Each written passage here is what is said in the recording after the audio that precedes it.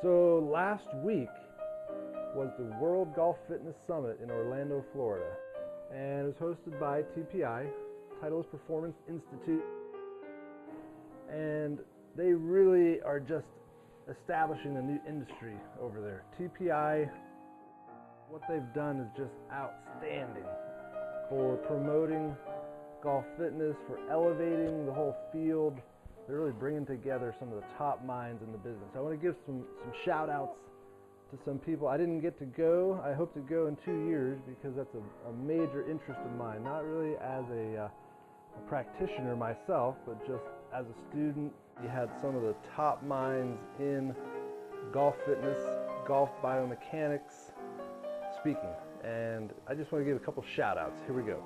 Dr. Greg Rose, Dave Phillips. It's the oblique abdominals that stabilize the pelvis so that you can generate more power in the golf swing. Look at that angle right there between the club and the hands. That's just amazing. Those top two guys, they deserve the most credit. They created this thing.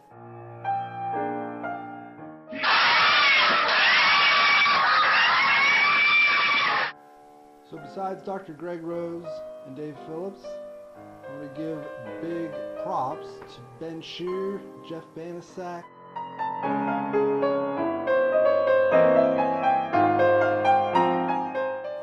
Mark Verstegen, one of the top trainers in the world, Athletes Performance, TPI Level 3s. I want to mention Lance Gill,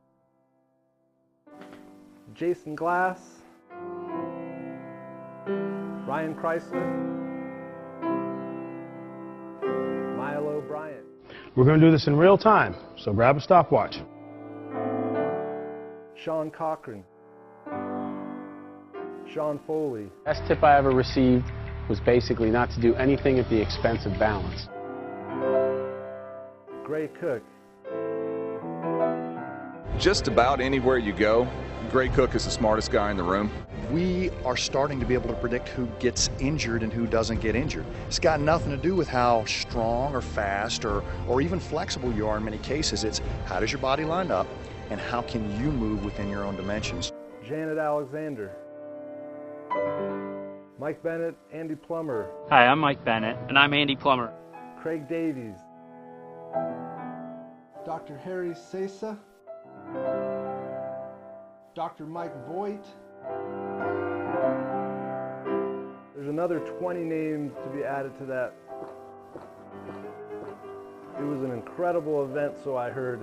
A couple guys I want to give special acknowledgement to because they've been posting on their blogs and putting notes up and helping someone like me who didn't get to go really get to feel like I was there. So Granger Beaton, he posted a bunch of his notes on just about every presentation. It seemed like, I don't know how he did that, but so go to Granger Beaton's website. Tyler Farrell, Dee Tidwell. Tyler and Dee have the Golf Fitness guys. They're out in Colorado. They're TPI Level 3. Those guys, if you live in that area, you gotta go see those guys. So Tyler Farrell, he posted his notes from day one, and he said he's got so many notes, he's got to break it out into 3 different posts. So I look forward to seeing the rest of what he has to say about what happened at the World Golf Fitness Summit. Mike Dixie, James Seekman, Robert Gann, Don Parsons, Mark Blackburn, Thomas Plummer.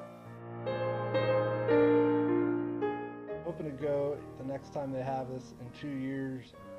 Maybe it'll be in Anaheim. That'd be nice.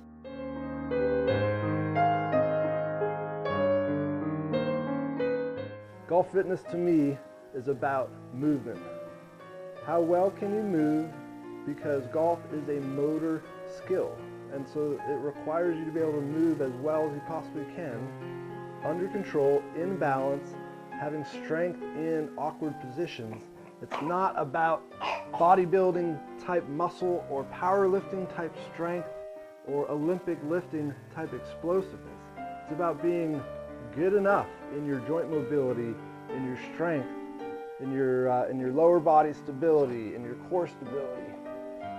It's readiness and ability to then apply a technique on top of that fitness. And a lot of people out there who don't really appreciate golf fitness at all, they knock it because, well, you can't build your golf game in the gym. Going to the gym is not going to get you shooting lower scores by itself. And I completely agree with that. It's not by itself going to do that, but the problem that I see out there with the average mid-handicapper is they have these physical limitations that are preventing them from actually making the changes that their pro might recommend to them. So really, there's a foundational problem with that golfer that can only be remedied through attacking their fitness. Foam roller is essentially the poor man's massage therapist. Everybody has soft tissue problems. This is a 16 kilogram kettlebell, it's about 35 pounds, and kettlebells are seen right now as all the rage or a fad. They're not a fad. For golf specific weight training, I'm not sure there's anything better than a kettlebell. One of the key resources for kettlebells would have to be Gray Cook and Brett Jones in their Turkish Get Up series of videos. And we were built to move. We just got a little lazy, but we can get back. The kettlebell has a unique advantage in the design of it. Remember, it's just a tool, so let's not get religious about it.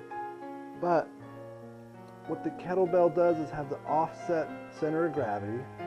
It's got the handle on one side, so when I press, it's a much different alignment, and it allows me to get my shoulder into a more healthy position.